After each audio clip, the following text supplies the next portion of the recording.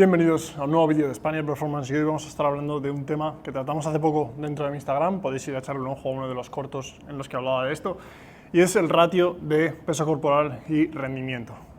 Es un ratio, y para que todos aquellos que estéis viendo en vídeo, tanto entrenadores como deportistas, es un ratio que a mí me ha gustado mucho utilizar durante los últimos años para comprobar la relación entre el peso corporal del deportista y su nivel de rendimiento a nivel fisiológico, es decir, a nivel de puramente de las métricas de rendimiento que nosotros medimos como entrenadores. Así que, para todos aquellos deportistas que estéis interesados en ver cómo vuestro peso corporal interviene dentro de vuestro rendimiento y entrenadores que queréis aplicar esto con vuestros deportistas, os recomiendo que le echéis un vistazo a este vídeo.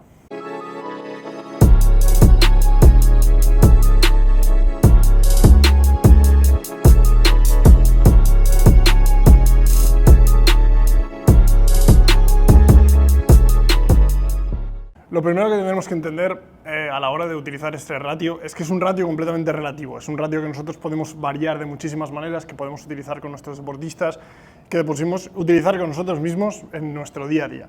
Es un ratio que básicamente uno de los objetivos que tiene es calcular y controlar el peso corporal del deportista respecto a su nivel de rendimiento a nivel fisiológico, es decir, a nivel de rendimiento de sus capacidades de producir fuerzas. No estamos hablando estrictamente de cómo rinde en su deporte, es decir, hay muchas cosas que intervienen dentro del deporte que no están calculadas ni controladas dentro de este ratio, sino que estamos calculando puramente la capacidad de producir fuerzas y la capacidad de producir esas fuerzas a X velocidad. Por lo tanto, tener en cuenta siempre esto, es un ratio relativo, es decir, que si yo comparo el ratio de un deportista con otro no vamos a encontrar ningún tipo de similaridades, es decir, no podemos compararlos, sino que siempre tenemos que compararlos entre los propios deportistas.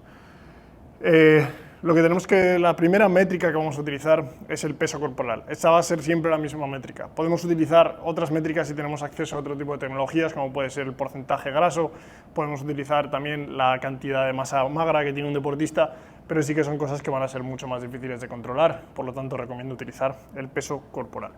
La segunda métrica que vamos a utilizar es que va a ser cualquiera de estas métricas, incluso podemos expandirlo un poco más y utilizar cualquier otra métrica que nosotros pensemos que puede ayudarnos. De la manera que yo divido estas métricas es como me sirve a mí para ver un poco el cambio de rendimiento de los deportistas respecto a su peso corporal. Tenemos que tener en cuenta que el cambio de peso corporal es una de las cosas que más rápidos resultados nos van a dar, sobre todo en aquellos deportistas que están más entrenados y pierden peso, pierden grasa, que pierden un porcentaje graso, etcétera, etcétera. Al perder ese porcentaje graso podemos ver incrementadas las capacidades de ejercer fuerza, sobre todo de manera relativa con tu propio peso corporal, y a la velocidad a la cual ejercemos estas fuerzas se puede ver aumentada de manera bastante dramática. Por lo tanto, yo he marcado 5 métricas que a mí me han servido con muchos deportistas y las he dividido en lo siguiente. Primero tenemos las métricas que son, digamos, más intermedias, las métricas que nos dan unos datos de la producción de fuerza a unas velocidades medianamente bastante altas, es decir, una media de fuerza y velocidad, una habilidad de fuerza-velocidad, de una media de entre las dos. Luego tenemos las métricas que marcan unos parámetros de más velocidad, es decir, de la máxima velocidad de lo que estamos comprobando. Incluso aquí, si nosotros tuviéramos la posibilidad de añadir tiempos de sprint, por ejemplo, en 10 metros, en 20 metros, en 30 metros, podríamos medirlas también y utilizarlas como ratio, ¿vale? Pero utilizamos, en este caso, el RSI y el RSI modificado. Y por último, las de fuerza máxima. Vamos a primero empezar por estas variables intermedias. Digamos que esta sería el salto con contramovimiento, la altura de salto con contramovimiento o la altura de drop jump, es decir, de un salto con caída. Estas dos, para mí, son las más fáciles de utilizar, son las que más datos me han ido dando, porque es un dato intermedio, es un dato que todo el mundo puede utilizar y es un dato muy fácil de acceder.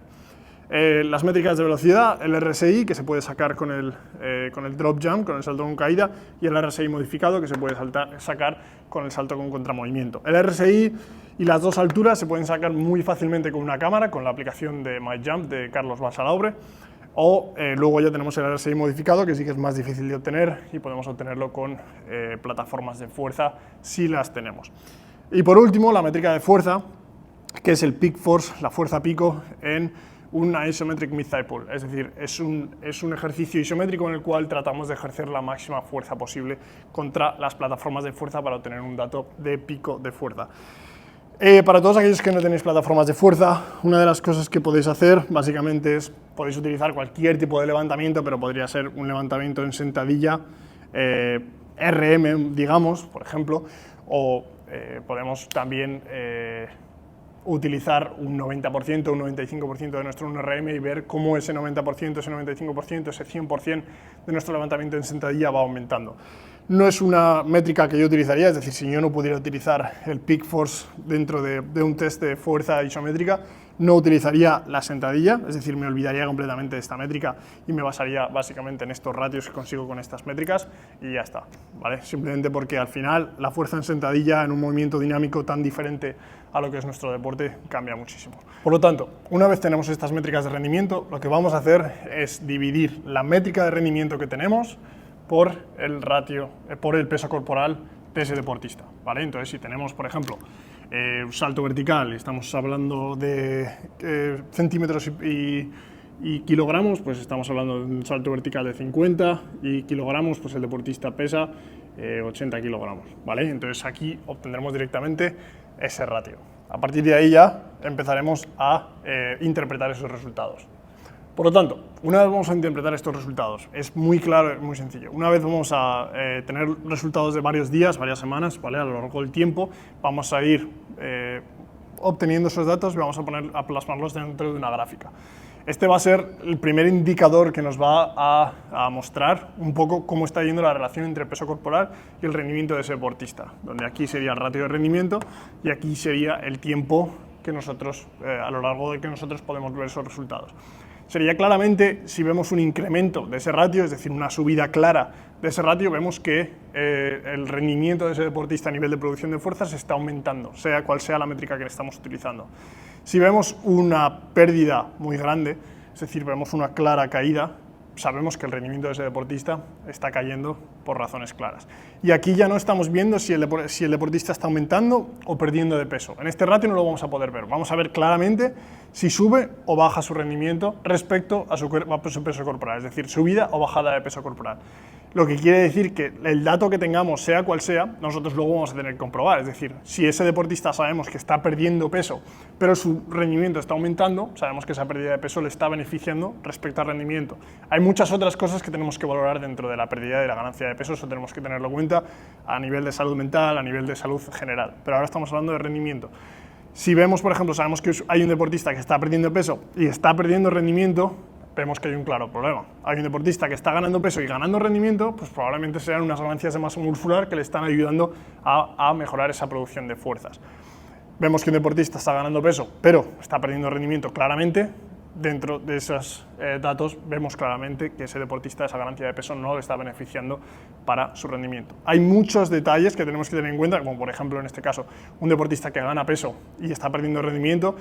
Si es una pérdida de rendimiento que no es muy clara, es decir, que se mantiene más bien cerca de esta línea de media, ¿vale? No es una pérdida muy clara. Entonces tenemos que tener en cuenta que hay que ver los objetivos que nosotros tenemos con ese deportista. Un deportista de fútbol americano que lo que requiere es una ganancia de peso corporal porque va a buscar contacto, tenemos que tener en cuenta que vamos a tener que sacrificar un poco de esa producción de fuerzas de la que estamos hablando a nivel relativo, porque esa persona lo que tiene que mover es una carga externa dentro de su deporte. Entonces, esas son cosas que tenemos que tener en cuenta. Por lo tanto, una vez que vemos este ratio, si vemos una ganancia clara o una pérdida clara, vemos claramente los resultados que tenemos. Pero en cuanto nos encontramos resultados como este, en el cual la pérdida no es tan clara, es decir, es una pérdida muy pequeñita, muy ligera, tenemos que empezar a entrar en esos detalles de cuáles son los objetivos de este deportista. ¿Esa ganancia de peso es necesaria aunque estemos perdiendo algo de producción de fuerzas o no? Tenemos que entrar a verlo. Lo mismo con esa ganancia. Vemos que hay una pequeña ganancia, pero el deportista está perdiendo muchísimo peso, tenemos que entrar a valorar los efectos sobre la salud que puede tener esa pérdida de peso sobre el deportista. Por lo tanto, ahí tendríais los resultados claramente y luego veis una pequeña relación en la que podemos encontrar muchas más relaciones, pero vemos una subida de peso corporal con una subida de rendimiento, probablemente observaremos un mantenimiento o unas líneas no muy claras de subida o de bajada.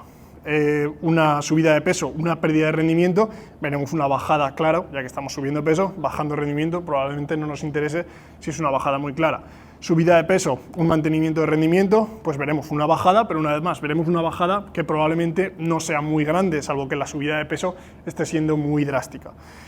Luego nos pasamos a la pérdida de peso. Perdemos peso, subimos rendimiento, veremos una subida muy fuerte. Una vez más, vamos a comprobar cómo está siendo esa pérdida de peso. Está siendo muy drástica. De todas maneras, si vemos que hay una ganancia de rendimiento con una pérdida de peso, podemos indagar y podemos comprobar realmente que si está ganando rendimiento y perdiendo peso, probablemente esa pérdida de peso sea más bien buena, porque si no, ese deportista le faltaría energía, no podría producir fuerzas, etcétera, etcétera. Como veríamos aquí, vemos una bajada de peso,